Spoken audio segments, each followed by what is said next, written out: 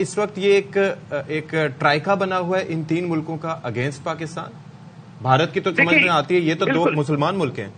China ने पाकिस्तान को support यहाँ पर उस तरीके से नहीं किया जैसा उसे करना चाहिए था। जैसे कि इंडिया की तरफ से मियां चुन्नू से जो है वो क्या मिसाइल आके गिरा था, तो वो 2 दिन के बाद पता चला था।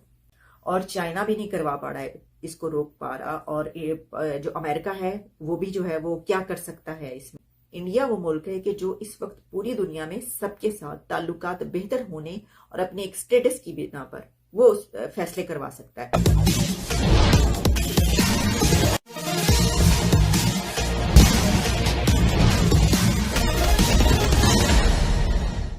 इस वक्त ये एक ट्राइका बना हुआ है इन तीन मुल्कों का अगेंस्ट पाकिस्तान।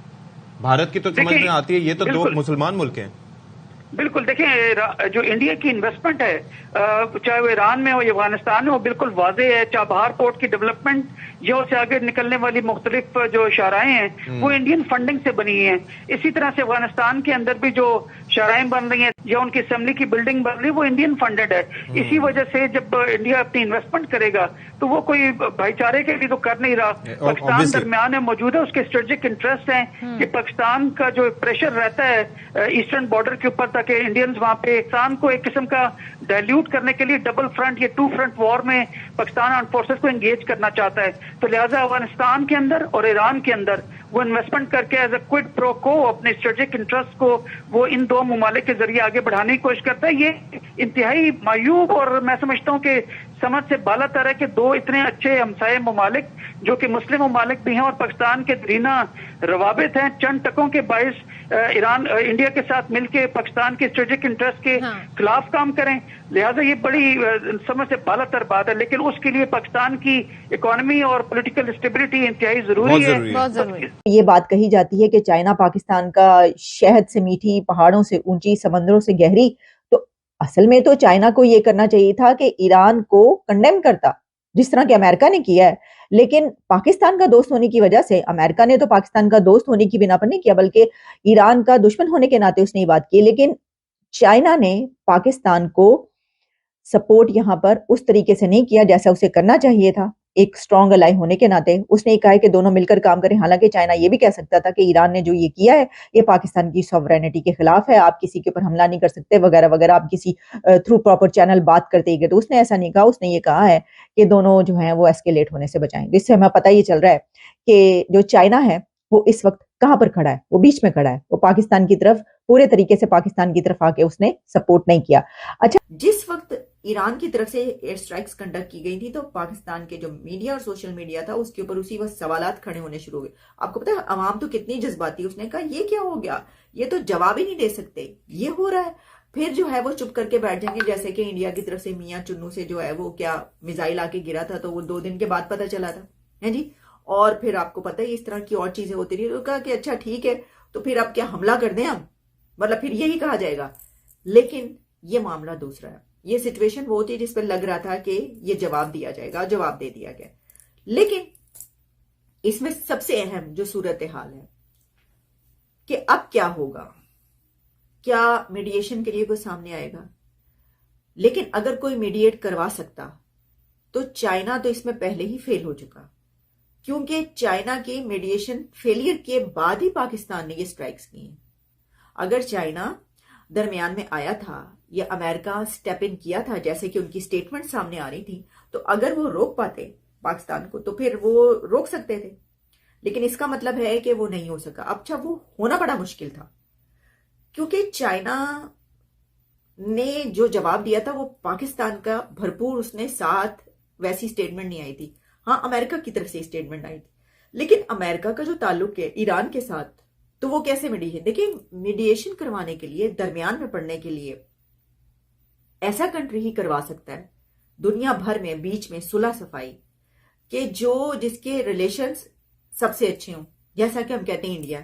अब जो डॉक्टर जयशंकर ने 2-3 दिन पहले ये बात कही कि हमसे पूछे बगैर जो है कुछ होता नहीं है, हमें हर चीज में जो है वो हर बड़ा फैसला जो है वो हमसे हमारी सलाह ली जाती है। जैसे कि अभी आपको पता है कि जो हुती स्पेस स्ट्राइक्स हुई हैं उससे पहले भी उनको फोन आया और सारा होता रहा, वो सब ठीक है, अपनी जगह पर है। लेकिन इसमें क्या इंडिया आएगा अगर कोई ये जंग बढ़ती है, अगर इन स्ट्राइक के बाद ईरान दोबारा से कोई स्ट्राइक्स करता है तो उसके बाद पाकिस्तान तो फिर उसका भी जवाब देगा। तो अगर ये सिचुएशन यहाँ तक एस्केलेट होती है और चाइना भी नहीं करवा पा रहा है, इसको रोक पा रहा, और जो अमेरिका है वो भी जो है वो क्या कर सकता है इसमें, जबकि ईरान जो है वो ऑलरेडी हुतीस जो है वो हमले कर रहे हैं अमेरिका के ही उसके शिप्स पर। तो फिर इसमें इंडिया वो मुल्क है कि जो इस वक्त पूरी दुनिया में सबके साथ ताल्लुकात बेहतर होने और अपने एक स्टेटस की बिना पर वो फैसले करवा सकता है। लेकिन अब इंडिया के पाकिस्तान के साथ ताल्लुकात ऐसे हैं कि वो इसमें क्यों दाखिल होगा ये बताएं, वो इसमें क्यों शामिल होगा? मतलब उसका, और फिर ये कि क्या, हालांकि इंडिया की बात ईरान भी मानेगा और पाकिस्तान मानेगा ही नहीं मानेगा, ये सोचने की बात है। इंडिया की बात ईरान मानेगा लेकिन पाकिस्तान तो मतलब ट्रेड करने को तैयार नहीं। आप तो टमाटर जो है वो उसके रास्ते लाते हैं, दुबई के रास्ते, तो आप कैसे मानेंगे? तो इस सिचुएशन में अब देखते हैं किसी ना किसी कंट्री को बीच में आना बहुत जरूरी है। अब हम ये देखते हैं कि ये जो मैंने बात की कि हालात बहुत कशीदा हो रहे हैं, बड़ी अहम बात ये है कि ईरान की तरफ से भी ऐसा नहीं हुआ कि उन्होंने एक हमला किया और वो पीछे हट गए हैं, नहीं, बल्कि ईरान के जो डिफेंस मिनिस्टर हैं उन्होंने तो बहुत ही सख्त अल्फाज में बातचीत की है, जिसमें उन्होंने कहा है कि we are a missile power in the world. Iran के डिफेंस मिनिस्टर ने कहा है कि missile strikes show it will be tough and decisive. अपने दुश्मनों के साथ टफ और डिसाइसिव होने की उन्होंने बात की है, और सिर्फ यही नहीं कहा बल्कि साथ में उन्होंने कहा है कि we are a missile power in the world.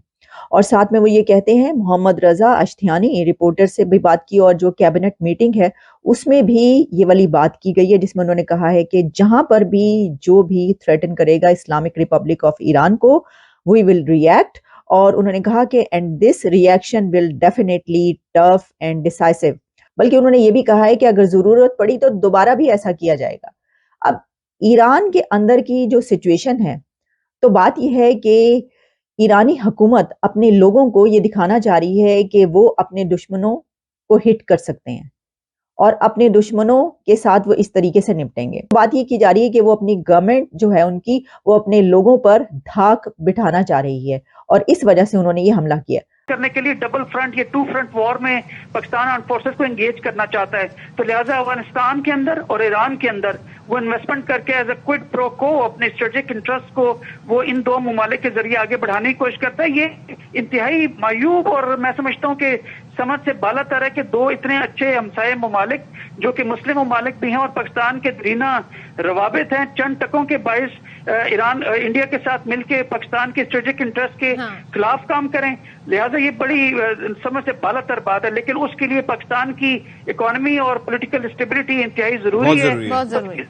आप अगर हमसे जुड़ा रहना चाहते हैं तो कृपया मेरे चैनल को सब्सक्राइब करें तथा बेल आइकन भी दबा दें ताकि नई वीडियो की जानकारी तुरंत आप तक पहुंच जाए। धन्यवाद। जय हिंद।